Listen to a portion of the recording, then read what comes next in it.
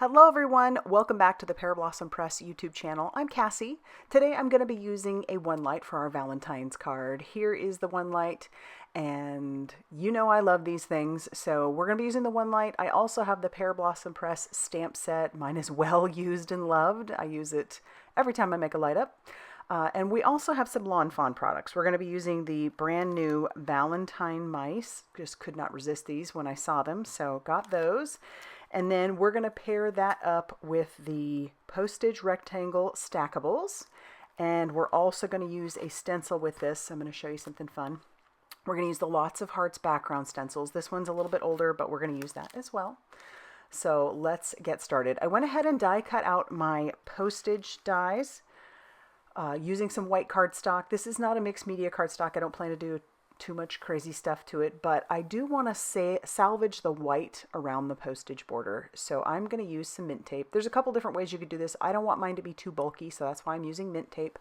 And I'm just lining it up along the line that the die cuts out. You could, if you didn't want to do this, you could just cut two of them, die cut two of these, and then cut off the postage border on one of them. And then you could layer them up. But because I'm doing a light up card, I don't want this to be too bulky. So I just use some mint tape all around, and it's really easy to line up. We're going to bring in some stellar inks. This first color that I'm using is called Prom Queen, and I'm using my blending brush and just blending that all in. It's going to be a little bit darker on the edges, not that it matters. And I wouldn't have to go too crazy on the center, simply because I'm going to layer these rectangle dies on top of each other, but I want this to be nice and pink, and so we are just making sure that color is fairly saturated, especially on those edges. And then I'm going to start bringing in that stencil. This is a two-piece stencil, so you could do two different colors. I'm going to use the same color. I'm just lining it up on there, and I'm going to use my magnets on my glass mat to hold those down. And then I'm going to bring in this 100% juice. That is what this ink is called, along with another blending brush. So I'm blending some purple over the top. And when I pull this away, it's going to look pretty cool.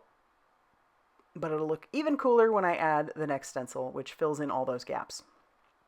I like that the stencil is two, so you could use two different colors if you wanted. But it gives you some different variety if you'd like. So I'm just going back with that 100% juice, blending that through. And then we'll peel our stencil away, and we'll clean that off in a little bit because we do need to use it again. But I left this part in here because I love the magic of peeling it back. Before I do that, I do sprinkle a little bit of Dina Wakley blush. This is a gloss spray. You can't really see it a whole lot in person, but you can see it. I mean, you can see it in person. You can't really see it too much on the video. But I'm going to leave this part in because the magic of pulling away that mint tape is, I don't know why, it's so satisfying. So we're going to do that, and you can see that crisp white border, which is so pretty. And then we'll set this off to the side to dry. And then we'll bring in that smaller rectangle. Do the same thing. We're going to just tack that down using the mint tape. And it's still fairly sticky, so we're going to use the same one. Now I'm bringing in the next color. This color is called Stupid Cupid. So it's a little bit lighter pink. And so I'm blending that all across, and then I'm going to bring that Prom Queen back in, and we'll use the stencil and the Prom Queen. So it's the same process, just on a smaller little rectangle. But together, these two rectangles look really good. So I like that Prom Queen, especially over the Stupid Cupid. Looks nice. Second stencil, same thing. And then we can clean off our stencils and pull away that mint tape. After I do, I am going to do a little bit of splatter on this one too. I'm bringing in a Dina Wakley purple. I'll have that listed down below. And we'll splatter that all over that background. And then once again, leave this in because it's so satisfying. Maybe I'm the only one, I don't know. But that crisp white just makes me smile. And that looks really fun. So we'll set that off to the side to dry, and we'll move on to our stamping. So a little trick here. What I've noticed with the Lawn Fawn sentiments is that they are rectangular, the way they're cut out. So I'm just going to line that right up against the bottom of my MISTI so that I can have that sentiment lined up straight. I don't always line them up super straight, so that's what we're doing. I'm going to ink this up with some Stellar ink. This is Black Widow. Works beautifully with alcohol markers, and that's what we're going to do to color up our mouse. But yeah, so now we're going to go ahead and color. I'm not doing a good job of putting those colors up on there, but this is some W1 or W3. I bring in some W1 to blend that down, and then I even bring in some W0 to blend it even a little bit more down. Make it look like the envelope has some depth to it. And then we'll color up our mouse using some OR. He's pretty tiny. You don't have to go too crazy with the shadowing if you don't want to. So I've just brought in some OR 4.6, and then we'll blend that out and then add a little bit more of that darker color as well. We're not going to color the little heart because I'm going to cut that out. That's where our light is going to be. So let me show you. I'm going to trim this down using my guillotine trimmer. Both of those sentiments were super lined up just simply because of the rectangle shape of those stamps. So easy to line up, easy to trim. And now we'll just use a little bit of mint tape to tack down our mouse. Actually, I don't think we're going to use mint. Maybe we will. No, we don't use mint tape. We're using the magnetic mat, which does a pretty good job of holding the magnet in place, or the die in place. So we'll run that through, and then we can see just how cute he looks. I will glue the smaller rectangle down onto the middle of our bigger rectangle. And then we'll kind of think about placement of everything else. I'm going to glue down our mouse. He's going to sort of be in the middle. And then I'm going to paper pierce through that heart. I'm going to pierce like 2 or 3 times, and then I'm going to bring in my scissors because I want to cut out the whole of the heart as best I can. And that's going to be a little difficult. It is small, but I have these small scissors and I'm coming in from behind. If you try to come in from the top, it's not going to be as easy to do. And it's not perfect, but that's okay. I'm going to use this black marker coming in from the back just to make sure that line is nice and black and that you can still see that it's a heart. I'll bring in some of the Pearblossom Press colored vellum. This is a great pack. I've used this quite a bit. Before we attach that down, we're going to stick this over the top of our card base, and we're just going to mark where the heart is, where I want my light.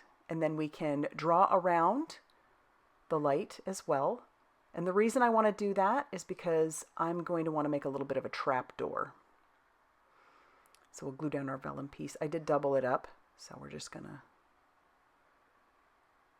glue that down.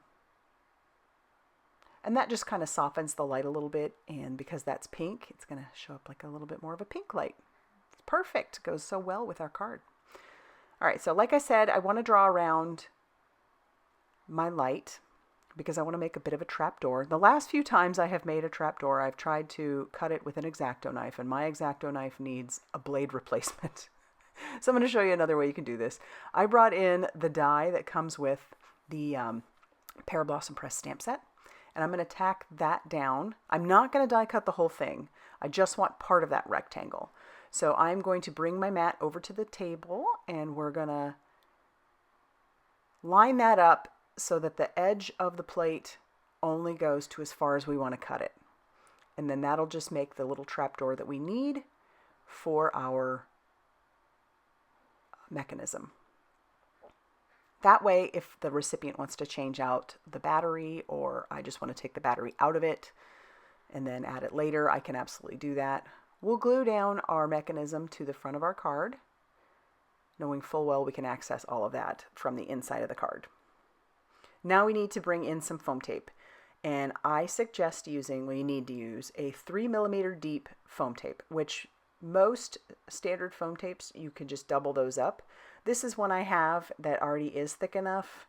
You can't get this one anymore, but I'm just peeling off the release paper on all of those pieces that are on the inside of the card, and then I'll show you a little trick for the outside of the card. I'm just going to peel away and bend that over. This means I don't have to totally commit to putting my piece down, because sometimes that can be a little daunting. So I forget to do it on the bottom one. But if you line it up like this, and then you press down, you can slowly peel away the rest of the outside, and then that will adhere down your piece. So everything looks great. Now we're going to adhere down our sentiments. And then we need to bring in that Pearblossom press stamp set so that we can stamp the light bulb on the back. I do that every time. And I also stamp my name on the back. But we stamp the light bulb, and then I'm going to stamp on this piece of scrap white paper the word push. I didn't stamp it very well the first time, so I'm just going to flip it over. And then I'll stamp it again. And then I'm just going to trim that down and glue that over where the push button is. So perfect. Once I get my name stamped on there, everything's good to go. That's going to finish off our card for today. I do love how it turned out. It's subtle and cute, and I hope you like it too. If you do, please be sure to hit that like button. Definitely consider subscribing if you haven't already done so. And be sure to check out all that Pearblossom Press has going on over on their blog, Facebook page, and Instagram for more crafty inspiration. Thanks for stopping by, and we'll see you soon.